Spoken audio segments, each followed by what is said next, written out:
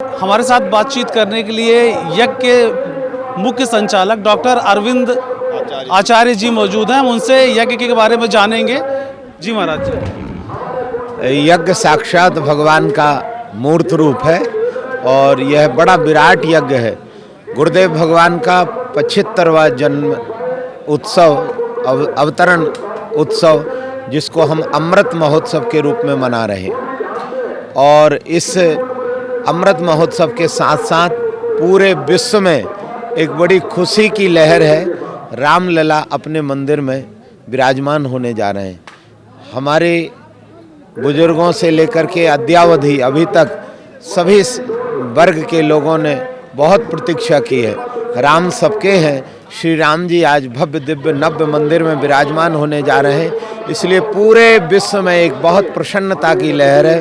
उसी प्रसन्नता की लहर में आनंदित होते हुए गुरुदेव भगवान ने संकल्प लिया और 1008 कुंडी श्री हनुमान महायज्ञ यहाँ प्रारंभ हो चुका है। आज हम तृतीय दिवस में उपस्थित हैं। इसमें 1.25 करोड़ आहुतियाँ नित्य प्रति दी जा रही हैं वैदिक मंत्रों के द्वारा। 1500 यजमान हैं, 2000 ब्राह्मण हैं और पूरे विश्व से साधु संत महापुरुष सभी आए हैं। अद्भुत आनंद हो रहा है। गुरुदेव भगवान के अमृत महोत्सव में हम लोग इस परम पावन उत्सव को मना रहे हैं। श्री यज्ञ भगवान का जो लोग दर्शन कर रहे हैं, जो आहुतियाँ दे रहे हैं, वे बड़े भाग्यशाली हैं, क्योंकि ऐसा पावन समय जल्दी नहीं आता। इतिहास में ऐसा अनुष्ठान जल्दी दोहराया नहीं जाता। इसलिए एक युगों के बाद यह उत्सव हो रहा है। और आपको मैं जानकारी में बता दूं, हजारों वर्ष व्यतीत हो गए। राम जी के समय या राम जी के प्राकट्य के पहले महाराज चक्रवर्ती दशरथ जी ने वशिष्ठ जी के आचार्यत्व में पुत्रेष्ठी यज्ञ किया था। अयोध्या की धरती पर श्री दशरथ जी के द्वारा जो पुत्रेष्ठी यज्ञ हुआ था, उस इतिहास के बाद इतना बड़ा विराट यज्ञ फिर अयोध्या की धरती पर नहीं हुआ। ये गुरुदेव भगवान, पूज्य मेरे गुरुदेव भगवान श्री रामलला के गुरुवंश के हैं, वशिष्ठ गोत्रीय हैं। इसलिए उन्होंने वशिष्ठ गोत्रीय होने के नाते पहला यज्ञ दशरथ जी के सानिध्य में वशिष्ठ जी ने किया था। उसी वशिष्ठ गोत्र परंपरा को आगे बढ़ाते हुए प्रातः स्मरणीय गुरुदेव भगवान ने यह त्रेता के बाद कलयुग में हनुमान महायज्ञ अष्टोत्तर शतकुंडी ये कार्यक्रम हो रहा है। यज्ञ साक्षात भगवान का रूप है। यज्ञो वै विष्णु विष्णुर वै यज्ञः। साक्षात यज्ञ ही भगवान नारायण का रूप है। और यज्ञ से सृष्टि के सभी जीव संतुष्ट हो जाते हैं। अन्नाद भवन्ति भूतानि पर्जन्यो दंड संभवा। मूल बात, हमारी पीढ़ियों ने अनेकों मंदिरों को तोड़ते हुए देखा था, अनेकों देव प्रतिमाओं को खंडित और दंडित करते हुए देखा था। यह युगों के बाद समय आया है। हिंदू सनातन संस्कृति का युग आया है और अब हम पहली बार श्री रामलला के विराट भव्य दिव्य मंदिर को बनते हुए देख रहे हैं अपनी प्रत्यक्ष आंखों से। और हम लोग उनके प्रत्यक्षदर्शी बन रहे। श्री रामलला विराजमान हो रहे हैं। पूरे विश्व में बड़ी प्रसन्नता की लहर है। रामचरितमानस की एक पंक्ति याद है, जब राम जी राजा बने थे तो सारी प्रजा सुखी हो गई थी।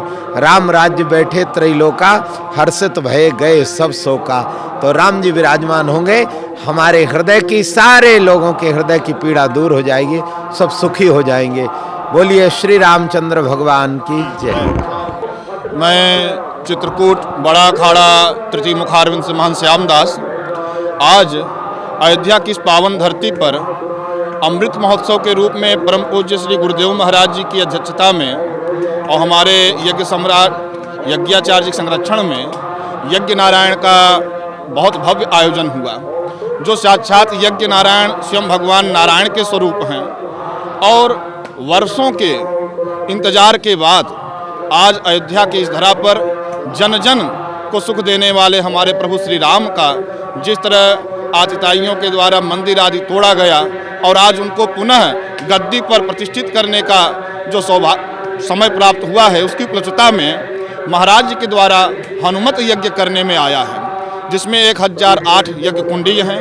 देश देशांतर से आए हुए विद्वान और आचार्यों के मध्य में जितने भी श्रद्धालु हैं आए हुए हैं और उनके मध्य में सर्वे भवन्तु सुखिनः की भावना लेते हुए इस यज्ञ कार्य को संपादन किया जा रहा है कि राम सबके हैं, उसी तरह यह यज्ञ सबके लिए है, प्राणी मात्र के लिए है, जीव मात्र के कल्याण के लिए इस यज्ञ का आयोजन किया गया है। यहाँ पर 14 जनवरी से यज्ञ का आरंभ हुआ है।